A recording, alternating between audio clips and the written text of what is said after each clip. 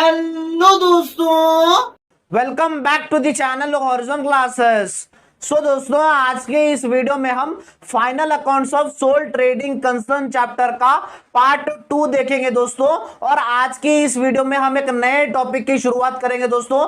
Topic का नाम है ट्रेडिंग अकाउंट। सो ट्रेडिंग अकाउंट का आज के इस वीडियो में हम इंट्रोडक्शन एंड मीनिंग, उसके बाद देखेंगे हम फॉर्मेट, उसके बाद दोस्तों हम एक प्रॉब्लम सॉल्व करेंगे जिसमें फर्स्ट क्वेश्चन पढ़ूंगा, उसके बाद आंसर सॉल्व करवाऊंगा और लास्ट में मैं आपको एक क्वेश्चन दूंगा प्रैक्टिस के लिए। आप प्रैक्टिस कीजिएगा और उसका आंसर कमेंट सेक्शन में बताइएगा दोस्तों। सो चलिए दोस्तों, हमारी वीडियो की हम शुरुआत दोस्तों, जैसे मैंने कहा आज की इस वीडियो में हम ट्रेडिंग अकाउंट का कॉन्सेप्ट देखेंगे। लेकिन सर ये ट्रेडिंग अकाउंट हम क्यों बना रहे हैं, मतलब कल के वीडियो में हमने इंट्रोडक्शन पार्ट में डिस्कस किया था कि हमें इस चैप्टर में दो स्टेटमेंट्स बनाने हैं। पहला स्टेटमेंट तो बनेगा financial statements of non manufacturing entities और दूसरा स्टेटमेंट बनेगा financial statement of manufacturing entities. आपके वीडियोस में हम फाइनेंशियल स्टेटमेंट बना रहे हैं नॉन मैन्युफैक्चरिंग एंटाइटीज का दोस्तों, यानी ऐसे कंपनी जो नॉन मैन्युफैक्चरिंग करती है, प्रोडक्शन प्रोसेस अपनी कंपनी में नहीं करती है। इनका काम सिर्फ ये रहता है कि बाहर से गुड्स लाना, प्रॉफिट कंपनी में लाना, प्रॉफिट के मोटिव से कंज्यूमर को गुड्स बेच देना।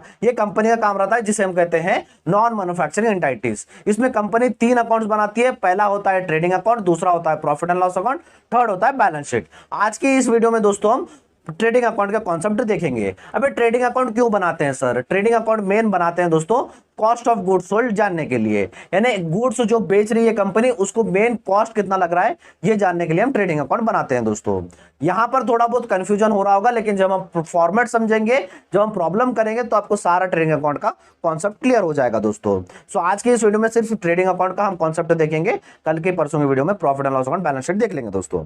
सो चलिए दोस्तों, फर्स्ट हम ट्रेडिंग अकाउंट का फॉर्मेट देख लेते हैं। दोस्तों आप आ जाइए दोस्तों हमारे फॉर्मेट की तरफ। आपके स्क्रीन के ऊपर फॉर्मेट दिख रहा होगा जिसमें 4 कॉलम्स है, 2 पर्टिकुलर्स के हैं एंड 2 अमाउंट के हैं दोस्तों। जो आपके लेफ्ट साइड रहेगा वो आपका डेबिट का कॉलम रहेगा और जो आपके राइट साइड रहेगा उसमें सारे आपके क्रेडिट का आइटम्स आएंगे दोस्तों। हमेशा याद रख लीजिए दोस्तों, डेबिट का जो कॉलम रहेगा उसमें सारे आपके एक्सपेंसेस आएंगे और जो आपका क्रेडिट का कॉलम रहेगा उसमें सारे आपके इनकम्स आएंगे दोस्तों। ये हमेशा याद रख लीजिए।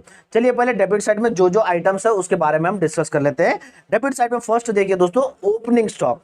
ओपनिंग स्टॉक होता है साल स्टार्ट होने से पहले, साल जब स्टार्ट हो रहा है तब कंपनी के पास टोटल स्टॉक कितना है वो यहां पर लिख दीजिए, उसे हम ओपनिंग स्टॉक कहते हैं। उसके बाद आता है टू परचेजेस, एक साल में कंपनी ने कितना परचेस किया है वो लिख दीजिए। अगर परचेस रिटर्न है तो उसे माइनस कर दीजिए परचेजेस में। परचेस रिटर्न आने, परचेस करके आपने कुछ आइटम्स रिटर्न करते हो, डिफेक्टिव आते हैं, कुछ गलत आइटम आते हैं तो आप रिटर्न भी करते हो। सो जो भी रिटर्न कर रहे हैं परचेस में से माइनस कर देंगे, टोटल अमाउंट परचेस का लिख दीजिए। उसके बाद नीचे आ रहे हैं दोस्तों डायरेक्ट एक्सपेंसेस। डायरेक्ट एक्सपेंसेस में आते हैं अब जैसे जो भी एक्सपेंसेस कंपनी को लगते हैं। अब जैसे सेलर के पास से वो गुड्स ले रहे हैं अपने कंपनी में लाने के लिए, वो गुड्स लाने के लिए, कंपनी को लाने के लिए कितना खर्चा आता है वो सारा आपका डायरेक्ट एक्सपेंसेस में आता है। और जो कंपनी में उस स्टॉक को मेंटेन करने का जो भी खर्चा आता है वो सारा आप यहां पर ही लिखते हो दोस्तों। जिसमें फर्स्ट है कैरियज इनवर्ड है, सेकंड है फ्राइट है दोस्तों। कैरियज इनवर्ड और फ्राइट ये एक तरह का ट्रांसपोर्टेशन ही कॉस्ट होता है जो कंपनी में गुड्स लाने के लिए लगता है। उसके बाद थर्ड है ऑक्ट्री। ऑक्ट्री दोस्तों एक तरह के टैक्सेस होते हैं जो कंपनी पे करती है स्टेट गवर्नमेंट को या तो फिर सेंट्रल गवर्नमेंट को गुड्स खरीदने के लिए दोस्तों, ये भी यहां पर ही आएगा।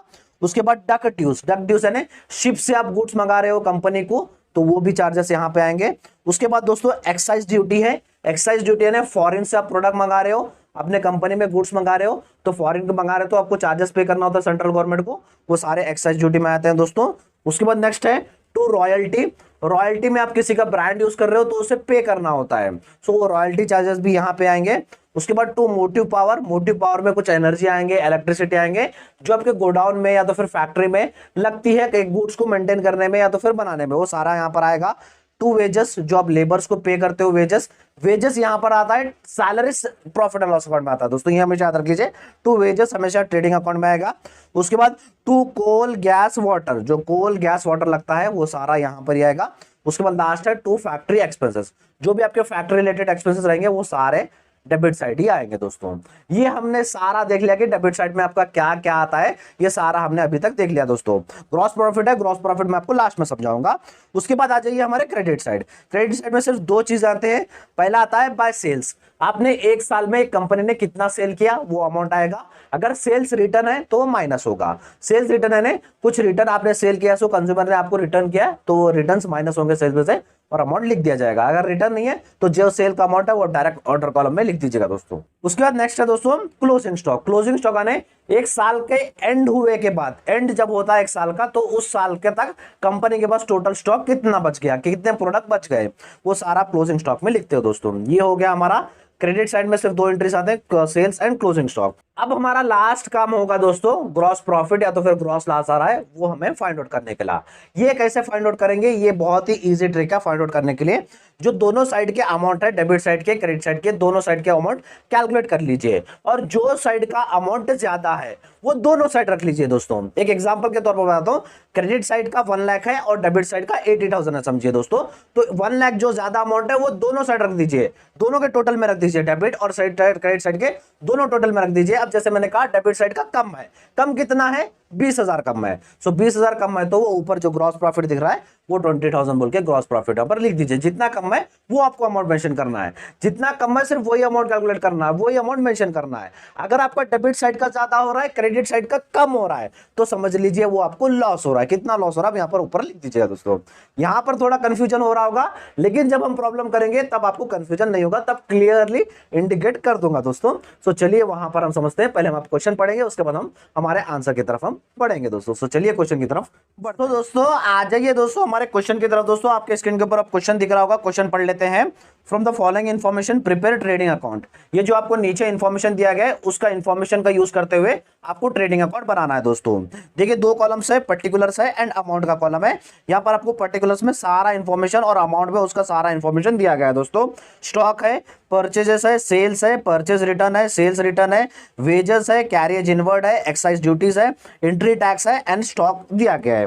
ये सारा आपको इन्फॉर्मेशन दिया गया है दोस्तों। ये सारा इन्फॉर्मेशन का यूज करते हुए आपको ट्रेडिंग अकाउंट बनाना है दोस्तों। सो चलिए दोस्तों हम ट्रेडिंग अकाउंट हम बना लेते हैं, हमारे आंसर की तरफ हम। तो चलिए दोस्तों हमारे आंसर की तरफ आ जाइए दोस्तों। हमें ट्रेडिंग अकाउंट बनाना है जिसका format particulars amount, debit side and credit side. ये हमने फॉर्मेट यहाँ पर ऑलरेडी बना लिया है दोस्तों। अब हमें क्वेश्चन के हिसाब से जो जहां एंट्री पुट करना है वहां से पुट करके हमारे ट्रेडिंग अकाउंट का आंसर निकाल लेते हैं दोस्तों। सो चलिए दोस्तों क्वेश्चन की तरफ बढ़ते हैं। क्वेश्चन में क्या दिया गया है, क्वेश्चन में फर्स्ट है स्टॉक ऑन 1 अप्रैल 2007 जिसका अमाउंट है 12,000। यानी स्टॉक है कहते, लेकिन यहाँ पर स्टॉक आपको मेंशन नहीं किया गया है, ओपनिंग स्टॉक है या क्लोजिंग स्टॉक है, तो आपको डेट को देखना चाहिए। डेट देखिए दोस्तों 1 अप्रैल 2007 है तो फर्स्ट दिया गया है, यानी डेट कभी भी फर्स्ट दिया जाए तो समझ लीजिए ओपनिंग स्टॉक होगा, क्योंकि मंथ स्टार्ट होता है आपका 1 डेट से ही। अगर क्लोजिंग रहेगा तो 31 या 30 दिया जाएगा। ये ओपनिंग है इसलिए 1 है दोस्तों। सो कभी भी अगर 1 दिया गया मंथ डेट हो तो समझ लीजिए वो ओपनिंग स्टॉक होगा। सो ओपनिंग स्टॉक कहां आएगा, एक बार फॉर्मेट में क्रॉस चेक कर लीजिए। ओपनिंग स्टॉक आएगा दोस्तों debit side. So debit side लिख लेते हैं। डेबिट साइड हमारा टू ओपनिंग स्टॉक अमाउंट था दोस्तों 12,000। क्लियर है। उसके बाद सेकंड देखिए दोस्तों परचेजेस था। परचेजेस है दोस्तों 1,22,000 और रिटर्न्स भी है, तो हम ऑर्डर कॉलम में लिखना पड़ेगा। तो परचेज का अमाउंट है 1,22,000। फॉर्मेट में देखिए परचेजेस कहां आएगा, परचेजेस भी आएगा दोस्तों डेबिट साइड। सो लिख लीजिए टू परचेजेस। रिटर्न्स है दोस्तों तो ऑर्डर कॉलम में ही अमाउंट हम लिखेंगे 1,22,000।